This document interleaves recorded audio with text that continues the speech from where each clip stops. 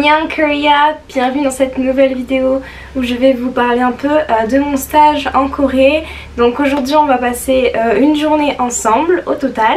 Et voilà, je vais vous montrer un peu mon quotidien à Séoul, mon quotidien en tant que stagiaire. Et voilà, j'ai hâte, j'espère que ça va vous intéresser. Je sais qu'il y a peut-être certains d'entre vous qui ont envie plus tard de travailler en Corée ou de faire un stage en Corée, ou même juste par curiosité. Je pense que ça pourrait être intéressant de, voilà, que vous voyez comment ça se passe.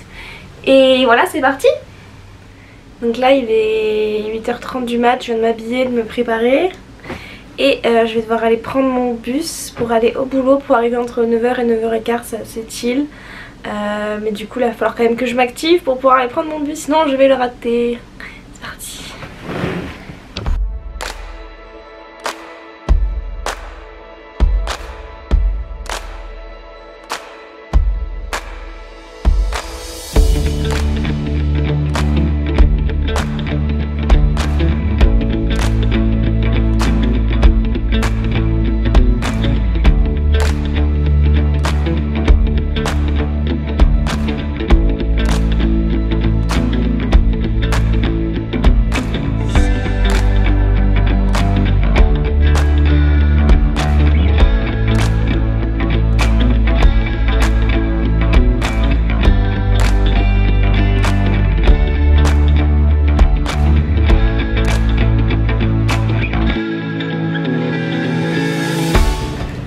Hello, donc là je viens d'arriver au boulot, donc j'ai plutôt de la chance parce que mon collègue est en vacances, donc je suis toute seule dans cette pièce. C'est pour ça que j'en profite pour faire cette vidéo. Et aussi je voulais vous dire qu'en vrai c'est assez agréable de travailler ici, puisque j'habite seulement à 25 minutes à pied de mon travail. Du coup je peux soit venir à pied, soit prendre le bus ça met 10 minutes. Donc c'est vraiment pas loin et plutôt cool. Donc là ce matin je vais juste répondre à quelques mails et faire des petites missions voilà, qu'on m'a confiées. Et on se retrouvera ce midi, peut-être pour parler un peu de comment je vis ce stage, etc. Comment ça se passe. Et j'irai sûrement manger dehors et me balader un peu. Voilà.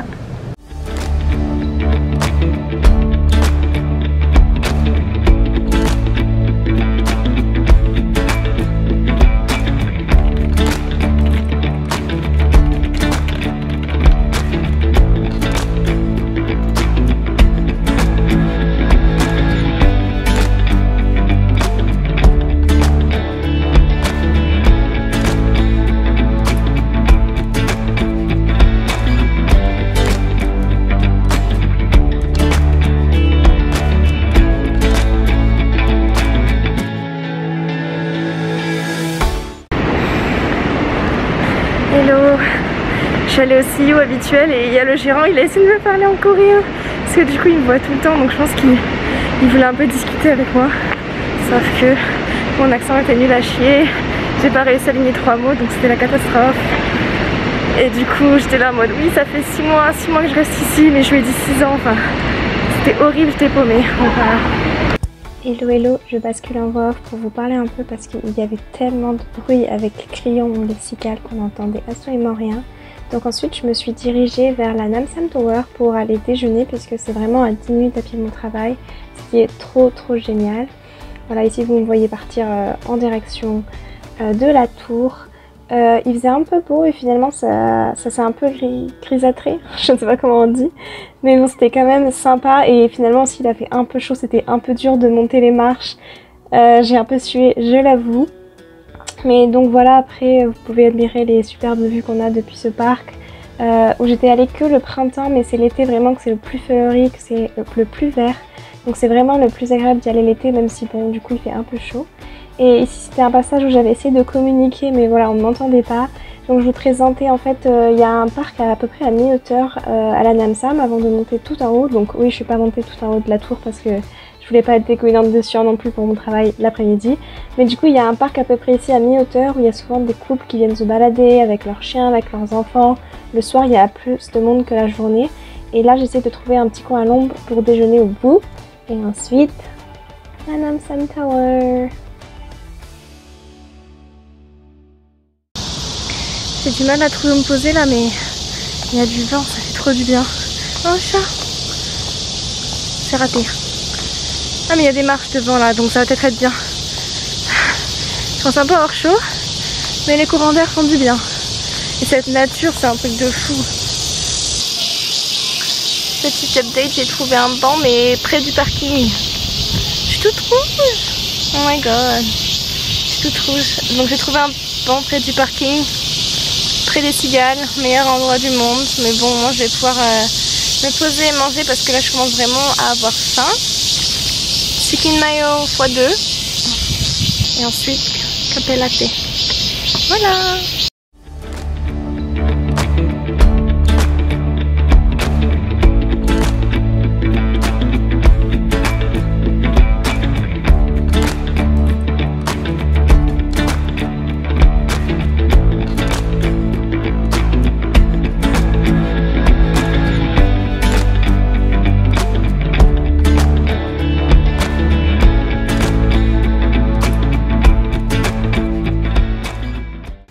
Hi back. Bon, comme vous l'avez peut-être entendu, il y a beaucoup de grillons en Corée l'été.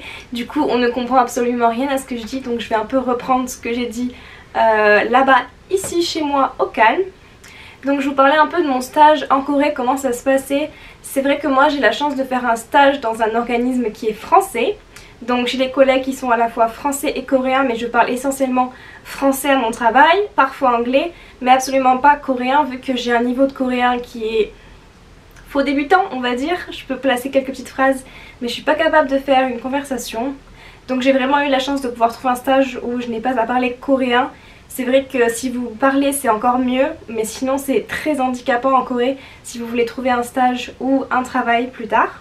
Les horaires de travail en Corée, et ce qui sont aussi le cas là où je travaille, c'est de 9 h à 18 h avec 1 heure de pause déjeuner. C'est ce qui est le cas pour la plupart des entreprises coréennes, même si une fois en entreprise, souvent il y a écrit 9 h 18 h sur le contrat, mais on fait plutôt du 9 h 22 h 30. Il faut savoir que les Coréens travaillent énormément, beaucoup d'heures supplémentaires et n'ont que 2 semaines de vacances par an. Là où en France on est plus à 5 semaines de congés payés par an, donc c'est pas très facile de travailler en Corée. J'ai aussi la chance, comme je l'ai dit dans la vidéo, d'habiter très près de mon travail, ça c'est un choix. Moi je voulais vraiment pas me prendre le métro en heure de pointe avec des heures et du monde partout, etc. Donc c'est pour ça que j'habite dans le quartier même où je travaille et que je peux mettre que 25 minutes à pied pour y aller ou prendre le bus et ça prend environ une quinzaine de minutes. Donc ça c'est vraiment très agréable parce que le métro en heure de pointe ça peut être très compliqué à Séoul, surtout la ligne 2 et la ligne 1. Sinon au niveau de mon travail et de mes collègues, il y a vraiment une super ambiance, que ce soit avec mes collègues coréens ou mes collègues français. Vraiment tout le monde était très gentil avec moi, je déjeune avec mes collègues, je vais visiter des choses entre midi et 2 parfois avec mes collègues et j'ai même un collègue coréen qui me donne des cours tous les jeudis midi de coréen où on fait un échange de langue pendant 1 heure où j'essaie vraiment de parler, donc j'ai vraiment trop de chance à ce niveau là et les locaux où je travaille sont aussi incroyables, donc vraiment je ne peux pas me plaindre de ce stage. Au niveau du salaire, vu que je travaille pour un organisme français, je suis payée comme une stagiaire française et pas comme un stagiaire coréen. Et je pense que la question aussi qui vous intéresse le plus, c'est comment trouver un stage en Corée. Je pense que vous le savez, c'est pas facile, on va pas se le mentir. Comme je disais tout à l'heure, si vous ne parlez pas la langue, ça va être encore plus difficile. Mais ce n'est pas impossible. Si vous êtes vraiment déterminé, je sais que moi j'ai mis des mois à chercher ce stage, mais il suffit de tomber au bon endroit au bon moment et l'opportunité sera là. Donc vraiment, ce qui est très important je pense, c'est d'être toujours à l'écoute, d'être sur plein de réseaux. Moi je sais que je suivais beaucoup de groupes de français sur Facebook. En même temps j'avais des notifications LinkedIn, dès qu'il y avait une offre qui sortait j'étais au courant. Donc voilà, essayez de répondre aux offres sur LinkedIn, essayez de répondre aussi aux offres que vous voyez sur d'autres sites internet. Donc il y en a plusieurs que je mettrai en barre de description. Le plus important, et je pense que ce qui fonctionnera le mieux, c'est de postuler spontanément en utilisant LinkedIn. Donc moi je m'étais abonnée et j'avais mis acheter dans mon réseau et pas mal de personnes en Corée, pas mal de Français qui travaillent en Corée. Et j'ai contacté spontanément des RH ou des gens qui travaillent dans mon domaine en leur donnant ma candidature spontanée, une lettre de motivation et leur expliquant que voilà, j'étais intéressée par travailler en Corée, que je cherchais un stage, etc. Et mon CV et ma lettre de motivation étaient en français et en anglais, mais je ne pouvais pas et j'avais pas les capacités de l'écrire en coréen, donc je pense que ça suffisait largement. Donc n'hésitez pas aussi à utiliser le réseau de vos amis, de votre école ou d'un autre stage que vous avez fait pour essayer de trouver quelqu'un qui a déjà une expérience en Corée et qui pourrait possiblement vous recommander.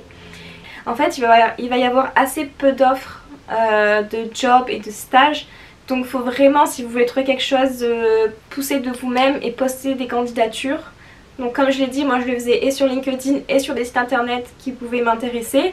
Par exemple de box ou je ne sais quoi, de cosmétiques, mais qui étaient logés en Corée. Je vérifiais que le siège était en Corée et je postulais comme ça. Et au final, voilà, je disais qu'il fallait toujours rester à l'écoute parce que finalement c'est une offre qui a pop-up dans un groupe Facebook auquel j'ai postulé qui m'a permis d'avoir ce stage. Donc ça va être long et il faut tenir la distance et il faut être très motivé. Mais voilà, si tous les jours, ou peut-être pas tous les jours mais toutes les semaines, vous regardez un peu, vous postulez par-ci par-là, au bout d'un moment il y a forcément quelques pistes qui vont porter leurs fruits.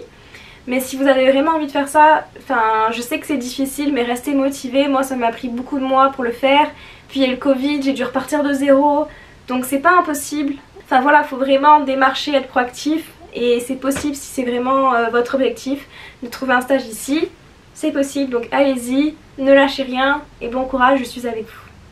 Voilà, c'était pas forcément le sujet de cette vidéo. Je vais revenir sur quelque chose un peu plus chill. Voilà, je pense que je vous ai parlé un peu de l'ambiance de mon travail, comment je l'avais trouvé.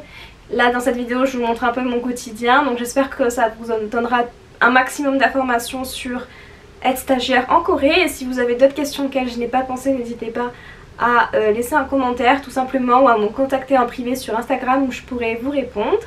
Et voilà, c'est reparti avec la fin de ma journée à Séoul dans mon stage. C'est parti!